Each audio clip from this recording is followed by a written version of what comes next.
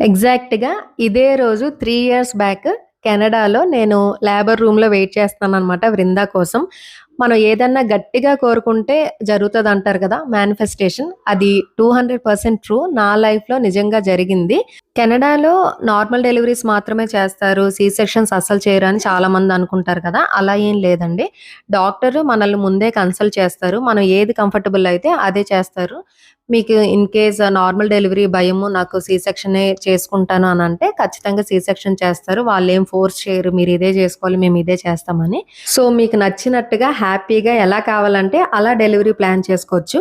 ఇంతకీ నేనేం మేనిఫెస్ట్ చేశానంటే, నాకు కాంప్లికేషన్స్ ఉన్నాయని తెలిసినా ఫస్ట్ సి సెక్షన్ అయినా కూడా డాక్టర్ వద్దని చెప్పినా కూడా నేను నార్మల్ డెలివరీయే అవ్వాలనుకున్నాను. నైట్ అంతా పెయిన్స్ పడిన తర్వాత మార్నింగ్ డాక్టర్ ఇంకా నార్మల్ అవ్వదు, సి సెక్షన్ చేయాలని చెప్పారు. బట్ డాక్టర్ సర్ప్రైజ్ అయ్యేలాగా నాకైతే నార్మల్ డెలివరీయే అయింది. Happy birthday Vrinda!